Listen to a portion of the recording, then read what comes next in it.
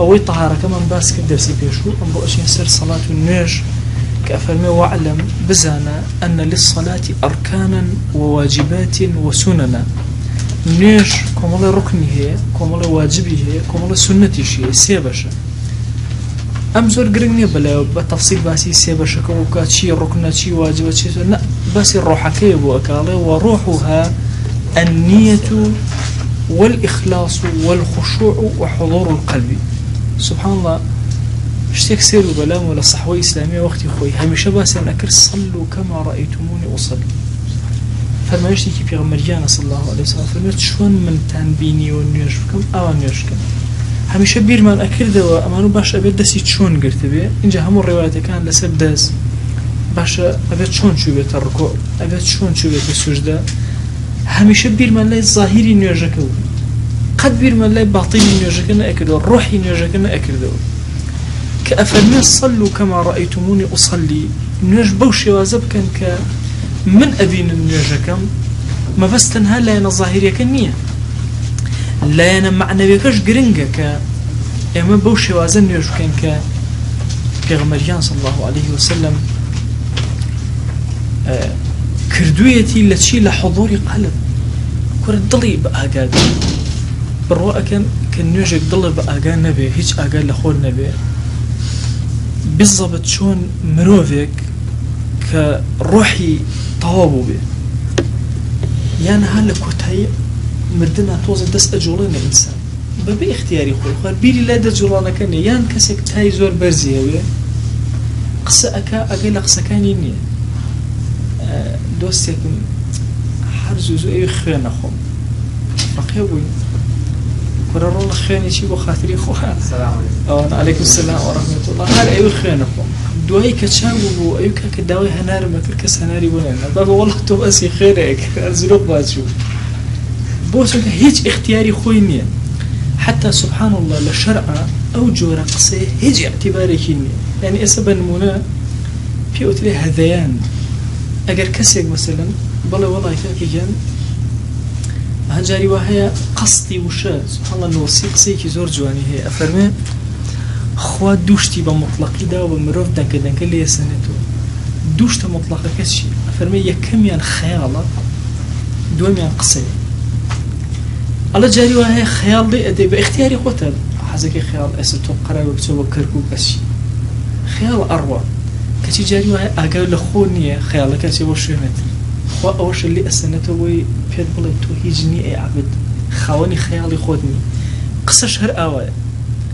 جاري وهي أتي قصية بكي قصية كتريت ببي اختياري خود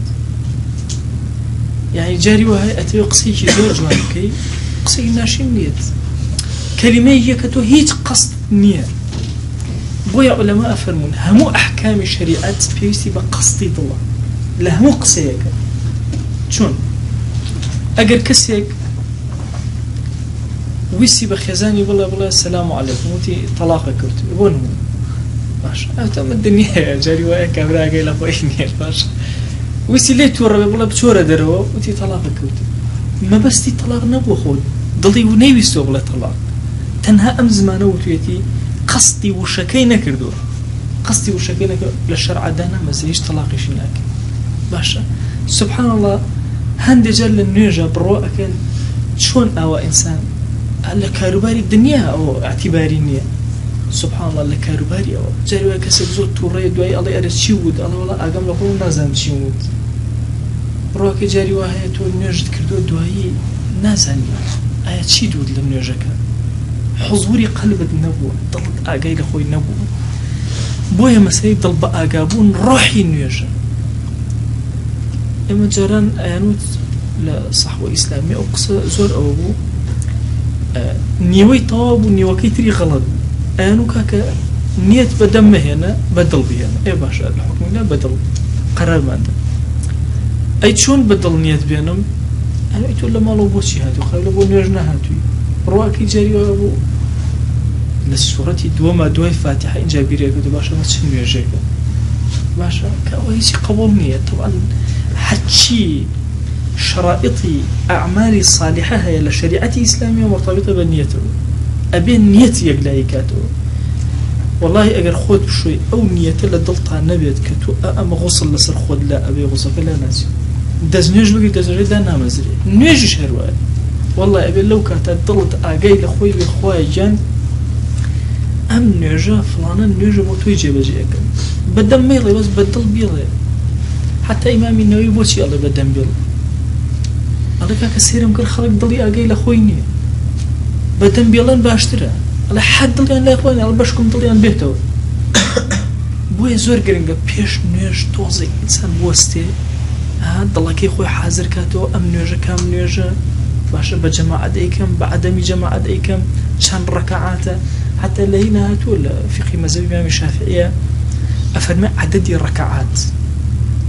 بو خواجه بجي أكم باشا مثلا 4 ركعات نوجا كنا يبينه نيورو مثلا حتى لهند الروايات على ناوي إمامك بينه بدواي فلان إمامه بو لو غفلة نجاتي بزانت شيء أكم معقول نيتو دركاتي دوهما بيركب بخوا زمان من نجني ورا باشا يعني كل أخو إمام نيتي أنا أبوها هما هيج أقام نابت بويا على حياتي نير لشيء لن يتكودس فيك لا إخلاصك ولا برخاتي خو أم نيجا جيب جاكرابي هو قرنجا إنجا خشوع لبردم خوايا ملكتشي لبردم خوايا إنجا حضوري قلب ضلي بقى قال زور قرنجا مثلا يضل كبقى قال برواكن أو ضلت شري لقلاك بقى جايك هر أونا تشيجي ورقل لأقابون حتى أغرو شيء أمنا تشيجي ورقل نيجا كان شكا هستكا لبردم خواهي كي زور عظيمة واستاوة عشان عبداتي بقول جيبا أكاد يعني بهسترين عليكم السلام بهسترين جوري عبادتك إنسان أيكاد نيجا كانت أتخور بهسترين شد أخير قري إسلام كأكريت والنامن النيجا باشا من الأخير قري ظلم أقاي لأخوي النبي أي أواني ترمتون أقاي لأخوي بروك الإمام الغزالي فرمي حتى أقر ويست الصدقة كيميك بوست النيد بين للدلطة أم صدقة بو أكي أخوي أم صدقة لبخاتي توك والله أخوي جا أم سروت السامان لا يخوم شيرين أخوي لبخاتي تو أي بخشب ويتشيجي لي ورقلي فرمايشتي كي في عمريان صلى الله عليه وسلم يهوتان بسوتانا كأفرمي سيكس كتشوننا وأشكوتك وبردك هذا الرخي الريبيا قرتن هر كسب كردوي باشي خوي داوي كرخوا دريلي كدما باشي اما دز برزكين وبو دعاء زن كردوي باشي خوي ما بير ناكيوتو بو بير ما ناكيوتو خلال لونيتا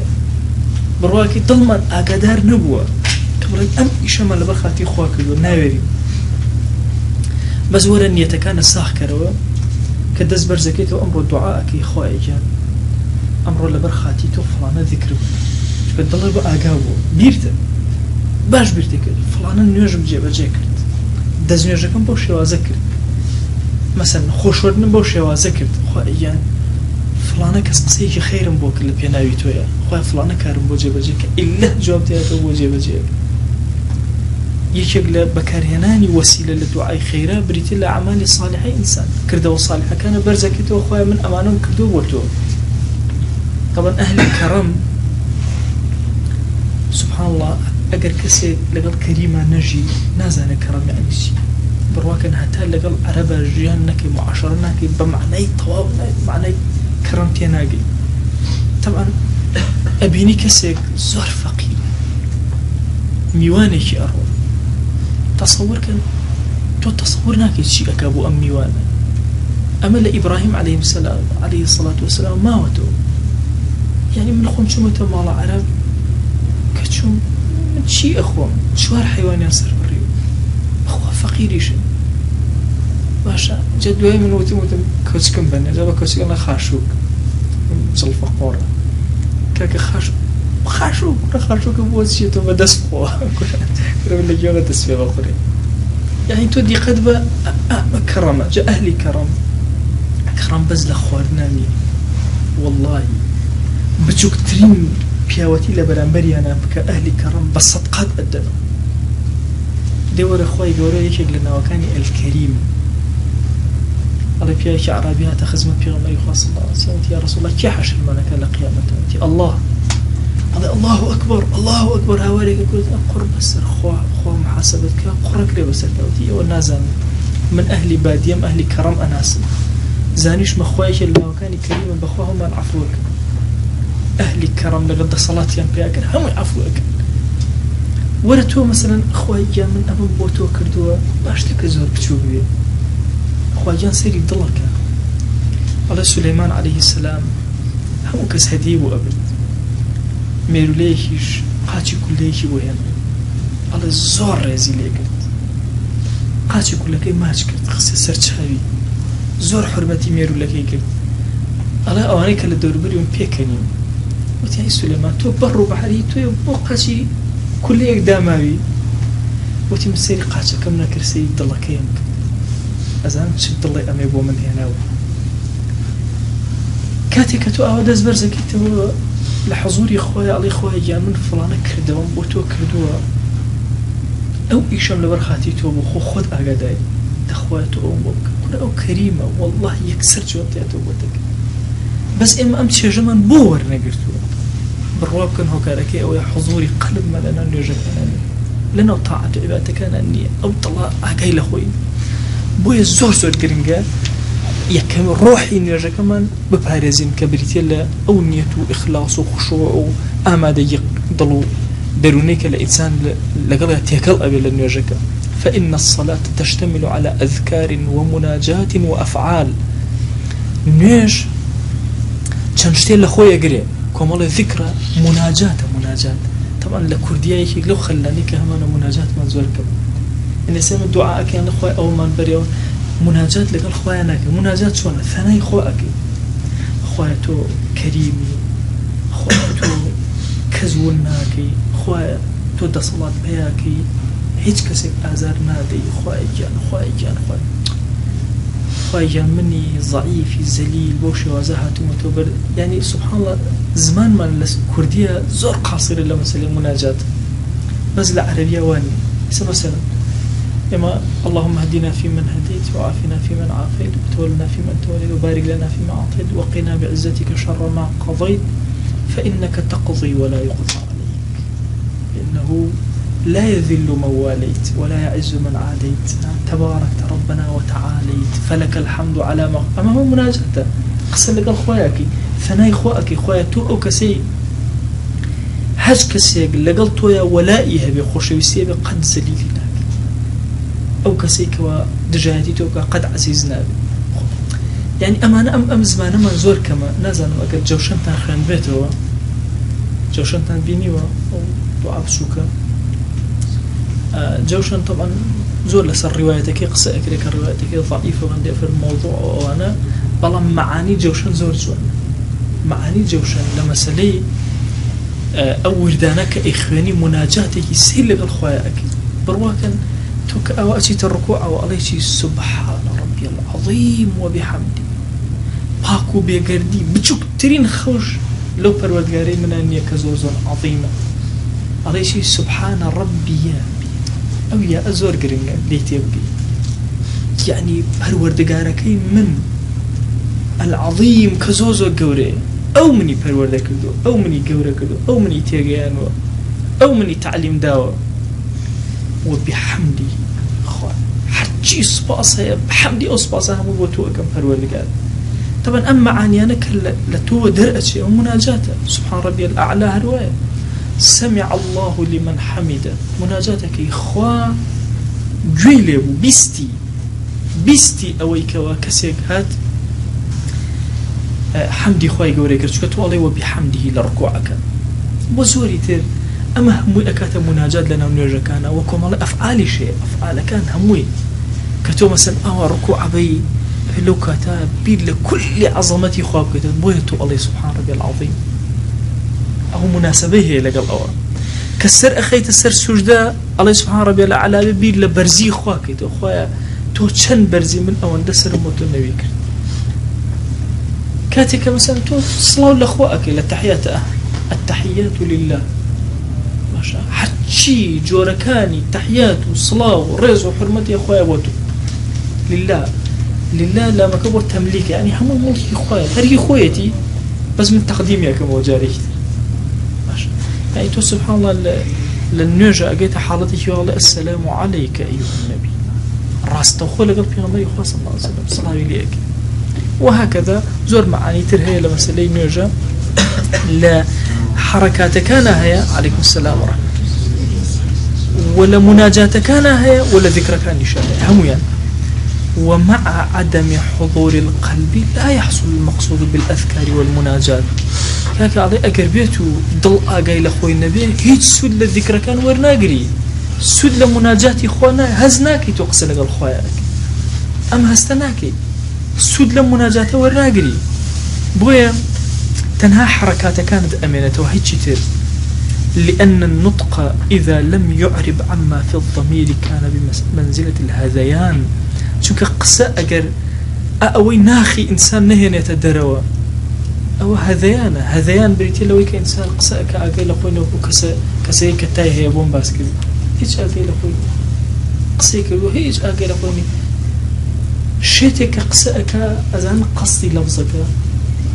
لهذيان باشتري بس شيتك قسناك بول منال أهم بني فعلا داوي أوك قصدي أم شيء كله وشيء أم شيء تباشتري لإنسان يساق كأجل لقوينه قساك تصورك هشتا أو قصدي هي أم بقصده هيج ما بس يكيني ما بس ينبو بويا جورك العربية لزمان عربية جورك لبدل ما بيوتي بدل غلط بدلي غلط بو إنسان غلطك الله جاري وهي الله شيء جاء زيد عمرو أو بيقول بدلي غلط بو وستي بلا عمر هاد بس بدس خويني على زيد هاد جاري وها بيرجنا كونك من الله كان يلا كورا عمر محمود كمال لازم بينشج دانا الأخيرة سري بركة أو هم بيوتي بدلي غلط يكدانا دوانا سبحان الله مقصدين باشا يكدانا للشرع اعتبارين رؤى كان جاري وهو بيرجن منه حوهجنا يوتو إجا كيشو السري أو هيك يستويد باشا هموش يعني بقصدي خوي وازانيو أو الله كوتويتي زانيوتي أونية طبعا الحالتي سريعة يكسب دركك أما غلط خطيب عند جرت شيء غلط أنا أبد يكسر استدراجي أكا بيوتي بدلي غلط بدلي بداء شو خطيب هنا جار خوي دروسي أكا وين بيوتي بداء يعني كسي زيرك أتواني أو حالات الدروس كا بدلي بداء شو أنا بونمنا خطيبك أيوة سرنجي خلك الراجي شاء الله في غمري خاص الله عليه وسلم وكم مانج طبعا توزي أوسي خلك نانا خورا توزي كتير أوسي الله خور ما شنازي بواك ماش أما أخيري ما بسته أم غلط أنا خوي كردي جودك الأسلوب بلاغك بكارية بلام أويك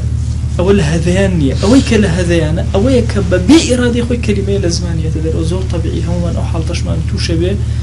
بويا أفرمي أجر بيتو قساء أمي ناخذ نينا الدروا هيش نية يعني هذيانة أول بيني خوما أنا ملا يكثر قبل لكن الله يجيني قصك باشا أي شون مثلا للنجا إما قبول كان كوا هذيان بس الزمان ما نابي وبذلك لا يحصل المقصود من الأفعال بشار تنهاد شيء من تو فعل كان أمانته هيك شيء فعل كان يشتغل خوي بخوي جرينجا بلام ركوعي هي كابرا بس أقل خوينه سجودي هي بلام هيك أقل خوينه كأنما حالتك بس كمال الأفعال كان ما وتر أفهم لأنه إذا كان المقصود من القيام الخدمة جاء يكيك بس يعني كان الشوازي وستاني النيش خدمتنا عندشان أو تطبيقكم سيرك أفرمي لأنه إذا كان المقصود من القيام الخدمة أم الشوازي دزقرت وستانا مراد يقلنا أم وستانا هي نكبس خنك يعني خواجان أما دجيمتي لهمك تلاحظ وستاو بس فرمان بدأ جيبجيك أهل سورتي لقصة إبراهيم عليه السلام أفرمي وامرأته قائمة جنكي واستاو طبعا عند العلماء وأكنا دليل لسر أويك أكري أفرد بتنا مجلسي بيوانو باشا جنك اللي واستاو لخزمن ميوانا كان عددش عربو شون واستاو قائمة أبم شوازه واستاو بوي أجر كم كريها بيه سجلت باشا عندك كان الدليل لسر أويك جن يشيك لواجبكاني سرشاني بريتي لخزمة كرني ميوان هندق وكان الدليل وامرأته قائمة هندق كان الدليل سبحان الله ألين أو كسيك من دالي إني أجر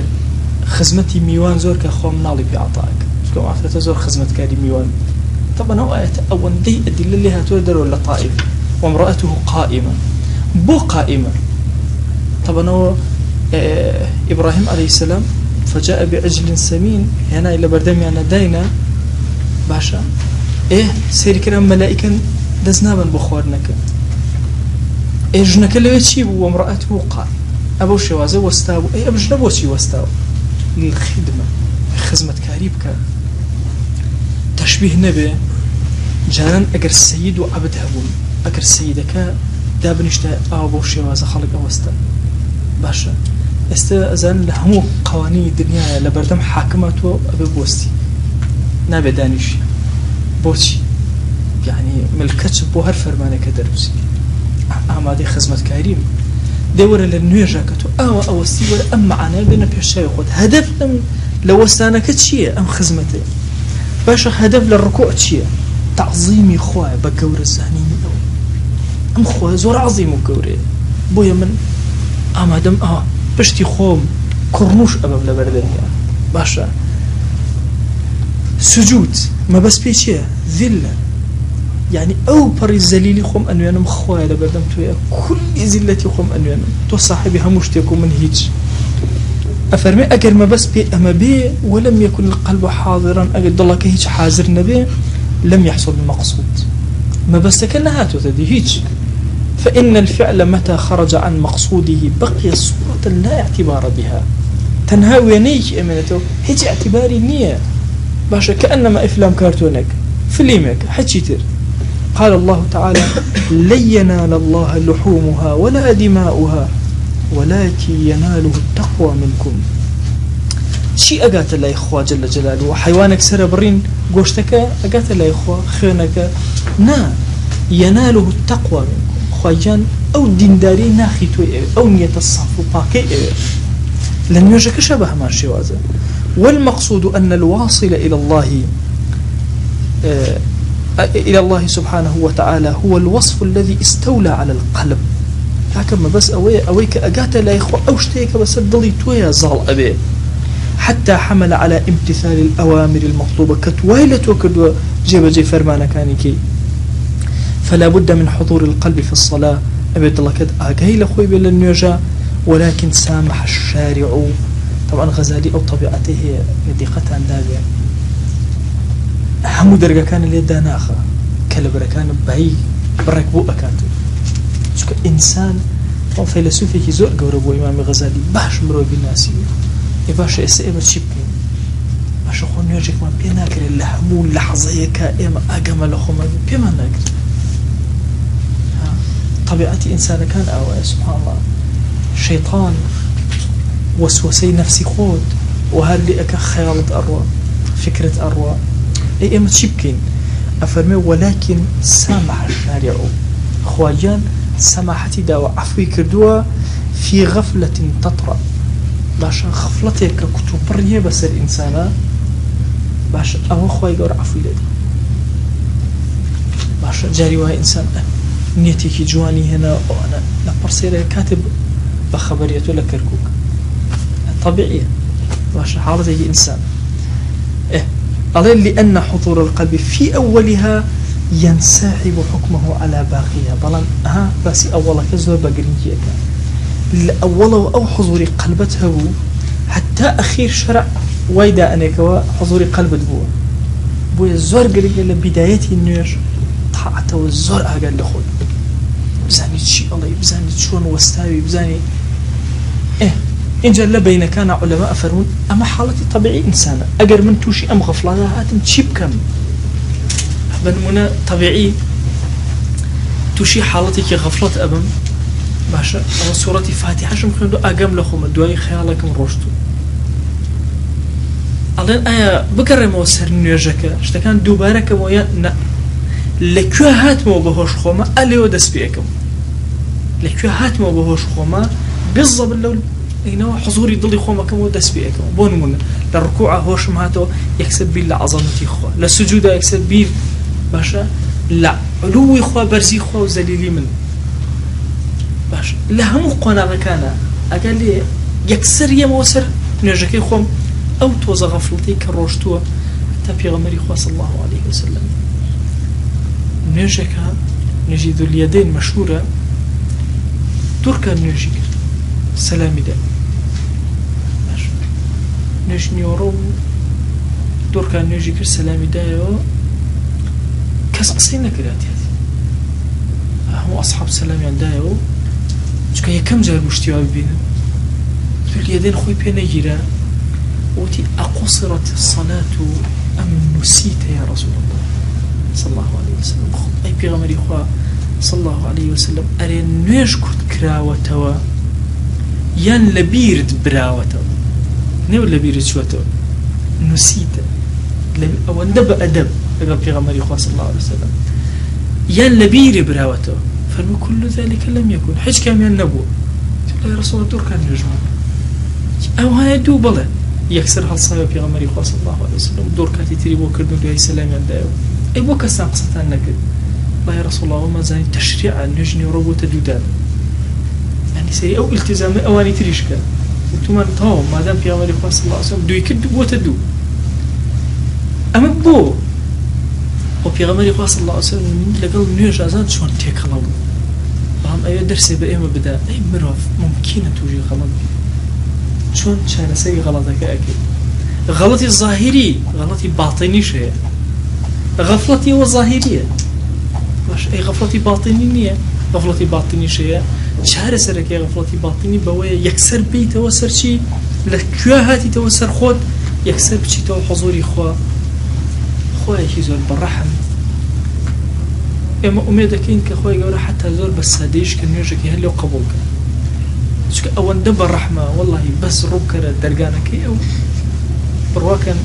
عليه شبل في باشان هم جاري ايوه خويا عليه غناهي شي كرد بخو اخو بيدا فصحي كلنا وخف في فصح ما كيد والله امجر فصح كي بس الرحمه كم بخدي ويخل دسن بغناه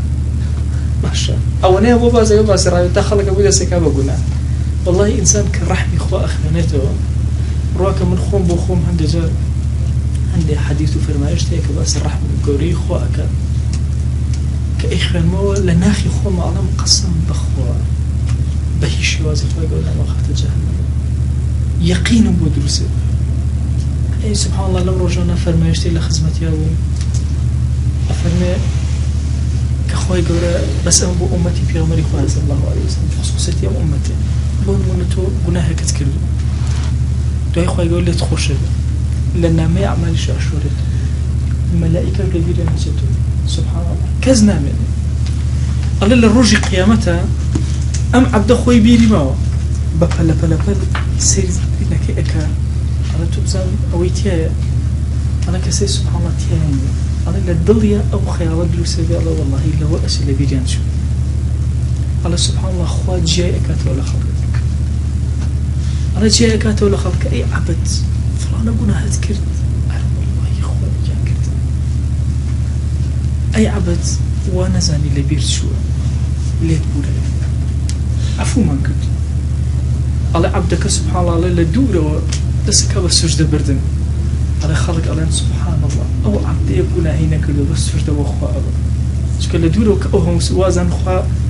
لطفي زياتري لك الله كاي سجدي زياتري بو أبا زي أفرمي سبحان الله أو قناها أنا هيتش يعني تياني دواي أخيري فرماش دايت شي أفرمي خوازو لو بكريم ترى وقورة ترى كل الدنيا بتان شاريته والآخرة عفوته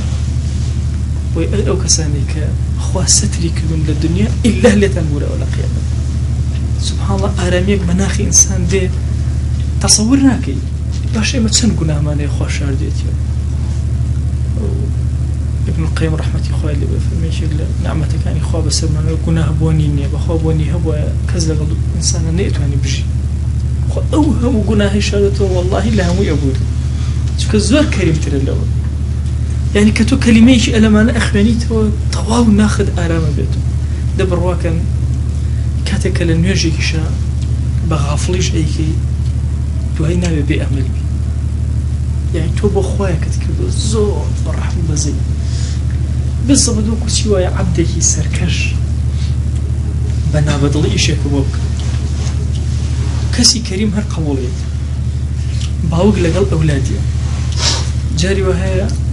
5-6 جار بە مناڵەکە دەڵێ ئەڵێ کاکە خۆ بگۆڕە خۆی ناگۆڕ دە سوبحانە مناڵ و پیر کۆمەڵە تەبیعەتیان هەیە وەکو یەکە خۆشوەردن خۆ گۆڕین نان خواردن ئەمسیان هەرچێکیان بە زۆرە هیچ مەجای هەیە پیریش هەر وایە و مناڵیش هەر وایە تەبیعەتیان وەکو یەک یعنی مناڵ شێ دوارەوی تا خۆی گۆڕە بەخوا پیریش هەر وایە خۆی ناگۆڕە کورە کاکە خۆ بگۆڕە کورە بە قوربان بەس هیچ فایدەی نییە بەڵێ عیبی چی باشە عینی سوبحانەڵڵا خۆشوەردن بڕواکەن مناڵێک 5 جار قەناعەتی پێەکەی بیشۆی اینجا پیرە قەناعەت پێەکەی کە خۆی بشتە زۆر زەحمەتە ئەم بەدیرمە با پیرم متعافیکە جارە سرم چاوە کرد و سرم ئەشۆلی تا 3 ڕۆژ میوانمان نەها و کوڕی مەلای کوێری کرد هەموو کەفەکەی کردە چاوم باش بە 1000 هەلاکەت ڕوحم ئادا دەرەوە هەتا سەری ئەشۆی نێشۆی یعنی تەبیعەتی سوبحانەڵڵا ئەو شتانیان وەکو یەکە جا ئەم مناڵە سێرەکەی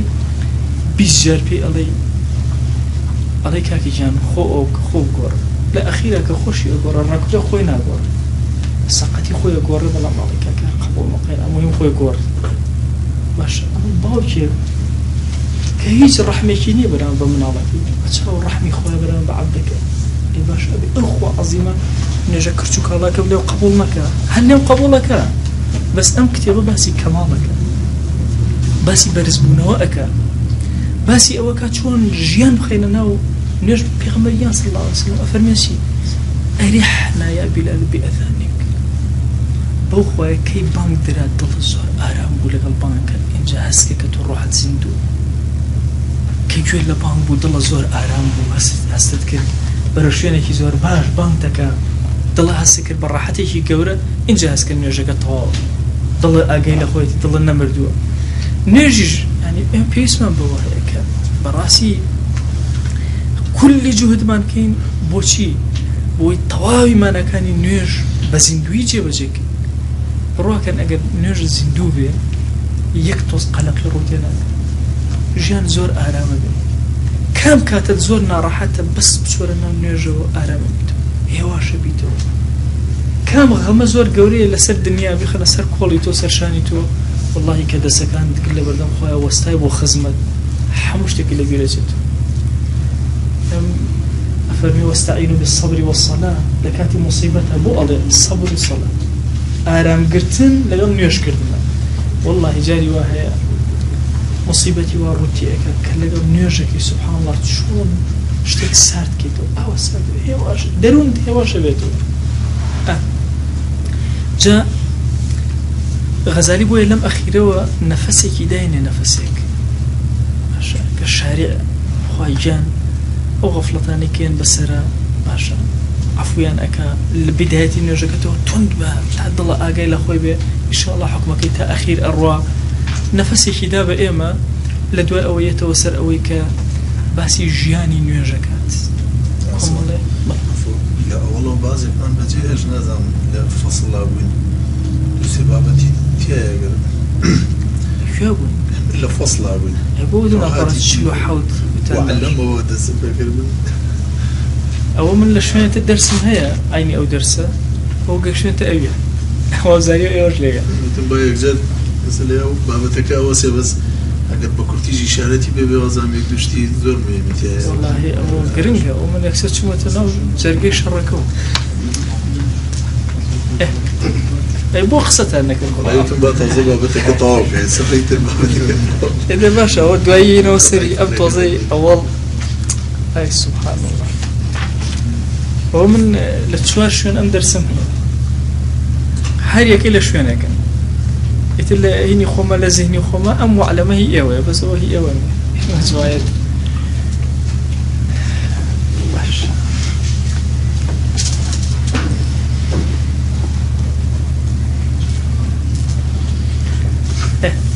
باش ئەوە بەجیا دوای لەو تەجیل و شتانە ئەو کەنە جیا بکەنەوە باشە بیخەنە دوای ئەمەیتر ئەمەوەی تەرتیب بێ ئەو لە پەڕە 46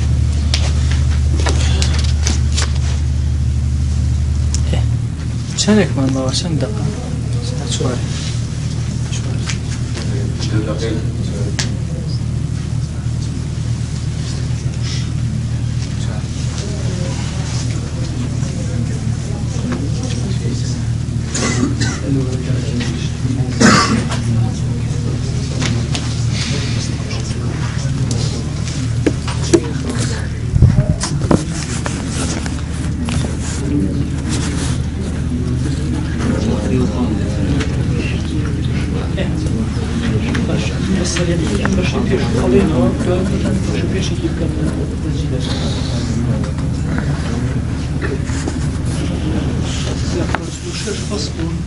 وأما الصلاة فإنها عماد الدين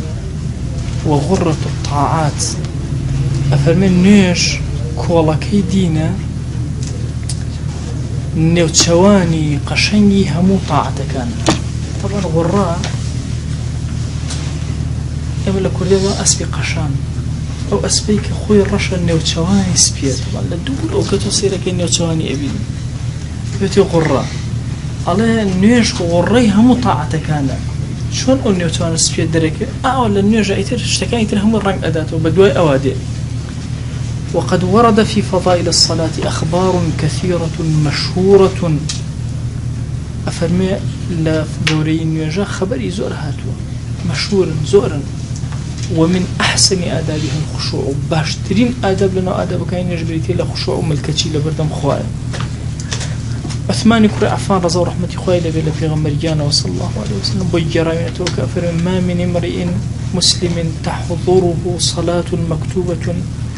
هیچ ئیماندارێک نییە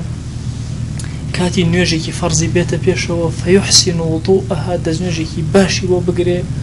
وخشوعها خشوعێکی باشی تێیە هەبێ وڕکوعها ڕکوعێکی جوانی تێیە بە إلا كانت كفارة لما قبلها من الذنوب ما لم يأتي كبيرة إلا أبت كفارة بو قشت قناها بيشوي همو قناها كان ما دام كبيرين كردبه وذلك الدهر كله أمش همو كاتل أو هيا همو نيجكي كابو نيجكي تر كل قناها كاني سراوت أقل بيت النيجكي بخشوع باشك قرنترين أو أنا ركوعي طاو وخشوعي طاوات أركان كاني جوان طاوة ودلي شيء بأقل حديثه ترمان هلا في غمريانا وصلى الله عليه وسلم وله يعني هلا عثمان كر عفان ويا أفرمين من صلى ركعتين اسك سدور كان نشكا لا يحدث فيهما نفسه هيج خيالك نروى لو دوركاتا غفر له ما تقدم من ذنبه هرشي قناهي لو بيشكر سبحان الله خواهي قرأ لهم قناهك أبور نجك من هي بيت صلاة التوبة هكذا سنة فراموش كان إنسان كقناهي كرت سنة وهاي كدزنجي كي جوان بقريت دور كان نشكا محاولك لم دوركاتها خيالي بهيش وازي نروى طبعا بخيال عرب أولا حديث النفس يعني إنسان خوي قصة لغل خوياك ابن القيم رحمة الله بالناوي لنا وأحلام اليقظان خوي كسب خبركان أخوانا خانا وخو باشا أفرمين أقربيتو بمشي وازبي إلا خوي قول قناها كي أولي أم فرماشا إلا همو قناها كاني أولي شيء قناهي كردو خوي قول عفويك قال له يا سيري عفوي خوي قولك وأرسلك ما عالم أي فرمو خوي عقوبة ما يشرد بس رحمتك ويخلق قناك باشا أفرمشي سرجم سبحان الله ما تقدم من ذنبه أي دور كان نير بالله أما أجي دور كان نير فرزة كان بالله فرزة كان جايت وزن أورليتم على سكرن كذا طلابتي أكل يا رسول الله أتخزمتي اللي كنت فلانا أفرتها توشي حالتك يا واحد الله بيغمري صلى الله عليه وسلم بشتي كذا صينك دوباري كذا سيباري كذا أو أنا تبز زنام لقناك حموش تكم كريه في عمري خاصة وتقصينك كوا وكسيك برسيري كده أما تام يا رسول الله تسنجد كده نيش لكم ما كده جماعة الله أخواني تقول أقسمك يعني مسألة سبحان الله اللي بردي إخوة الظهر كوري والله إنسان جاء قال اللي بردي إخوانا بتوشي الشهتي أبد شو قناها كي باشا أخو عظيم اللي تنبوريه شيء أكيد ويفرمي الله الحمد أو إنجيل هاتوا على أجر نظرت كتشاو الدربية باش أجر خو أم حكمي لسر إما دابنا إما تشي ما بكو أجر نظرت كتشاو الدربية إما نظرت كر دزمير شو استغفار كر بقروا الله خوا للبورا مسألة نيجي توبة إيش كل سنة تفراموش كان زور كم خلقي أم اهتمام في أداء بس لحقيقتها زور قرنجة إنسان طبيعية مجلسية كغيبتي تياكراو يكسر رأكم تزنج كرم دور كان نجكم أخوي ولين بوري مجلسية كتيرة عشان توشي نظر بمتى اشتي يعني هاشتاج لم بابتانا يكسريم دور كان نجكم إلا غفر له ما تقدم من ذنبه أخوي ولي أبوي طبعا عبد الله كري الزبير مشهورة لنا والصحابية حواري بيغمريان صلى الله عليه وسلم شون عيسى حواريها بون هميش لقلا مخوشي استكان ايش اهو مشهورة بويك نيوجكاني زور سير بوي افرمي كأوستا كأنه عود سبحان الله عليك أوستا إذا قام في الصلاة كأنه أوها استكراك دارك نجولد نحرك حشتك نو أفرمي وكان يسجد كاتك السجدي أبد فتنزل العصافير على ظهره شو لك آتم بس بشتي ود أنشنوا لا تحسبه إلا جرم حائط توازن دايك مثلا ديوارك اللي بيها هذا بشتي أبو شوازة طبعا مشهور بوا عبد الله كري زبير أسمائي كشي أو بكر الصديق رضا ورحمة الله ديبه كانت داي أفرمي كاتك أشوف شر شو خو حافظي لداي على داي كيرو أسماء ذات النطاقين على شو وتي دايك أمي خو حافظي أخير لك على وتي الرولا ورا ما تنلبا وش تكرم عليك هات بيشوا على أسنو مغفر وأماني بستو على أو باشي بياك دور كوتو ترى الله أما تشيبيتو تديك أما الشر لبري أكين أسنيك وبما بارز مغفر ترى الله أما كسك بي بس كجناهي كردو أجر جناهات كدو هذا ما سووش هذا عبد الله دسيك البقريان أسا كان في الرياوتي والله دايك لو سانيك وبالغ بهم حتى أم لحظة قلنا هيك شكناهم كذبت طبعا عبد الله كرزبير مشهور يعني عباداتي عبد الله طاعتي عبد الله أو جنجي طبعا في غمري خاص الله عليه وسلم زود لي خوش بكسونا مدينة هيك كسيب أو نبو يعني لنا مدينة من الله النأب أم مهاجرانا من الله النأب ويكمل من الله دايبو تشوف عبد الله في غمري خاص الله عليه وسلم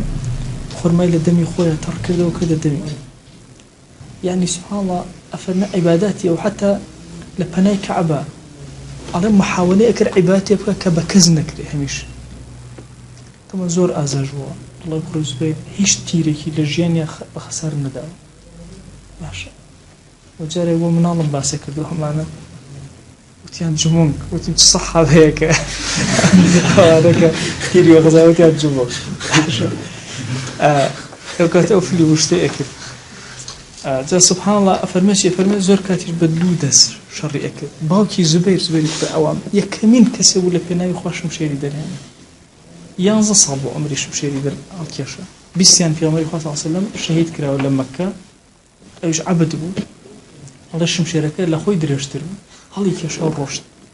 هذا في عمري خاص صلى الله عليه وسلم فرمي شيء أكل أي زبير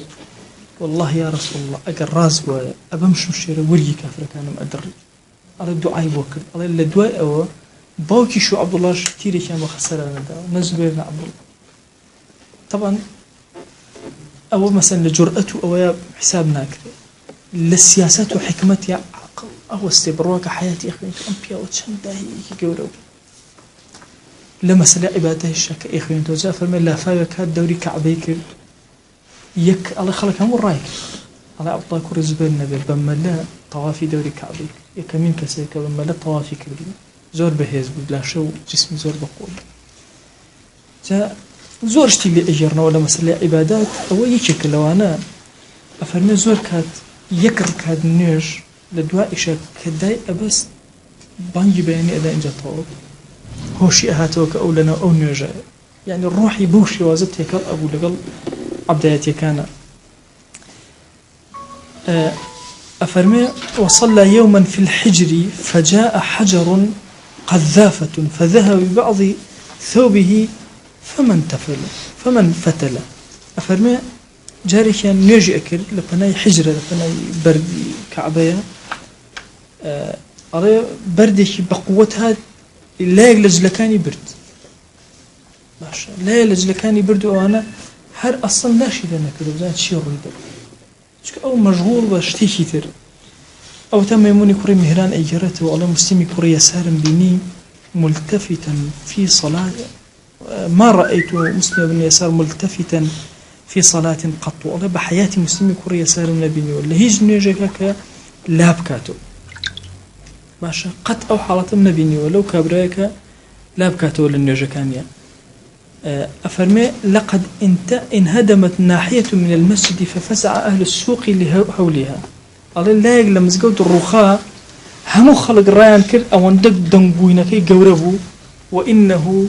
لفي المسجد يصلي فما التفت لما زقوتها ونيجي أكر لا شي نكدو بزان الشر إذا أمر رواية الله عبد الله كوري زبير شو أجرناه الله عبد الله كوري زبير نيجي أكرت فرمي كاتك نيجي أكل لا يقلم زقوت الروخ على بوبا تبوتوس خلق راي كير أو أنا على أول الركوع أبو جار ركوعي عبد الله يكون زبير مشهور بو على بمشي وازل الركوع أبو على دواء ويكتبوتوس نشتو أو أنا خادمك على وتم والله قتله صلاته أخو أمزار نيجيك كشتي تعظم مزقوت الروخ ومرت الله سبحان الله كسوم سيري كم ديوارك نرخاوة توزق داري أوا كدو سري عبد الله لجيريا هل الركوع هل نصاوت الله مجل فنايا دانيشتي تاتو الله كتابو سيري وتي أو تشيبو الله وتي ننساني مزقوتي والله أقام لنا أو مزقوت الرخاوة تشيبو خلق الله بخلقي بازار رايكر خلق سبحان الله الله هيج جاء أم حالة لم بياو قورانا إنسان همتي زور برزبيته شون نيش جيبجيكا يعني سبحان الله روح يعني أو اندتي كلب ولا رب العالمين أصلا لا نكتولم حتى مسلمي كوري يسار الله يقر أهات مالو منالهم بيدنقبو كدسي أكر بنيش يتبخ كيف يقول عن قسيان أكر بي أكانين يعني بخوي ترى أقيل أخويني تازهيج أقيل الدورو برني من بعكسه كل كسرنا كان يرجع كم بس أهر بعكسه هذه قتل ذي مسلم بريسار فضل رحمة الله سريعنا دا بارك كل تابعين وكان علي بن الحسين علي كري إمام حسين رضي الله عنهما إذا توضأ اصفر لونه لكذا زنجي الدم شاوي زتها الأجرة فقيل له ما هذا الذي يعتادك عند الوضوء أما تشي هم جالته أو دم شاوي دواليه أتدرون بين يدي من أريد أن أقوم إيوه نازل من أمي ولا بردم كي يا بوستم أنا بردم خواهي كي زور عظيم وقورة أمي بوستم على جا رنجي تيك أتشو سبحان الله شو أو معنا بيرك لبردم خواهي كي عظيمي قورة ولا بوستي أي عبد والله أفرمي من عرف نفسه عرف ربه هركسي خوي بناسي إلا خوا ناسي بخوا سيري الضعيفي ولاوازي بكتي خو ما نكمل تصلاتي خو أكيد حالتي أبو إنسان دروس أبيت باشا من خاوني تشي يكشتم قبل المروف خاوني بلا أماني خو باشا عقلي خو ما لا والله لو شي شيء من بدز مني هيك مالي خو ما لا والله يعني سبحان الله من خاوني هيك نيم خو لقل أويا اختياري كي زوري داوبة من أي عبد أبي باختياري خو طاعتك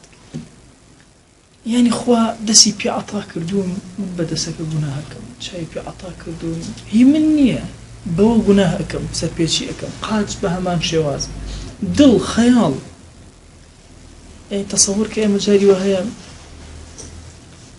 خيالي قناه أكل شهر خيالي كيف بمني أعطاك ما كان رب العالمين بمني أعطانا كردو أي شون خيالي قناه أكل يعني زو أشتيتر وأنا بس سيري بتشوك إنسان كالزاوية وشن لاوازة جاء إنسان نرزان بلاوازي خوي حموما نسيم خوما زور بهذا زمان والله تالي من أقوم من جاري وهو دوستكم هو سيرم كله مثلا دسيكي لدز داو أخ ما أسدهم زاني والله بحياتي كنا بود سنك يسخل لدسم داو تازة تشيبك كسي كتير بيني يوم مثلا بشتي إيشي كردو أخ ما أصلا نمتواني شوار جار ركبك هالصن طاعة وعبدايتي كم نبردم رب العالمين تبشتكم أوليها كسي كتير إما هستناك أنا صاحبي تشين والله إخوة جل جلاله بس بلطفي خوي برحمي خوي لقل إما أزولته لكن أنا من صاحبي يشتغلني هموي إخوة برواكن علماء يكون وقت خوي لكتابه كان أنسي مالكي مجازي كتاب أم كتاب اعتادي كتاب خوما أنسي مالكي مجازي يعني حقيقي إخوة مجازا بسبب دزمنه شو رشتي دزمني شان مني لما سنريته بويا إما زور قرنجة هميشة بيري خوما دورو برما بخينا ويسر أما سائلانا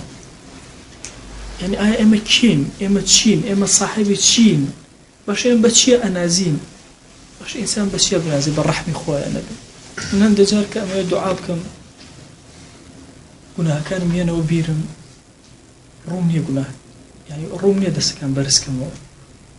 ألم خويا حج مني بهذا ناس بس يخشش كم كرحمته والله أرزان مركز تقيل الرحمته يا درجة بسرادة آخر حكي ترمني بس الرحمة كهسبي أكم أزانم هندي جار بالراكن ألم خويا جان خو إسئم خواني يشتغني حمويتو خوانيتي خويا أجر خلق رحمته يعني بالطواوي معنا بناسيا باش پروردگارا أم خلقنا خواني تدل شي كوري أبو يعني جاري وهي كسي ظلمي كي زور كوري لي كردي كاتي كبير لخواناسي أكيتو كسي ظلمي كي زور كوري كردي أما يدعي كي شر لي بكم بيركمو خجالة بإنسان دعي شر لي بكم يا ربي خواهي جانا ولا ظلمك عفو كرت تو من عفوك يكي لو كسين لروجي قيامته أخواز اللي زبالو عفوية كسيكا كخلش عفو كردي جاري وهي أود نيجك جبجي أكي كسيك ظلمي لي كردي كسيك كثير خواهي وحموي أنا بخشي أي خواهي تو منا بخشي خو تزور كريم نقول كريمة بيني أنصار خوش خواهي يعني أم إيشا كردو ما توزي كرميتي ديتوش بالرحمة خود كرمي خود وسر ما دا بارن مسألة نيوش والروحي نيوش بابتي كي كورية حاول أكين درس كانت إن شاء الله زيادة لخزمتي أبين دواء أكين لذاتي باشي پروردگار كالرحمة بزي خوي وسر ما بارن خويا دواء اللي أكين بقوري خود أم نيوش كرشو كالاني كي أم برزي أكين وليمان قبولك خويا دواء اللي أكين إخلاص من بعطاك ضل من زيدو كرو نيت من صاح كرو يا رب العالمين آمين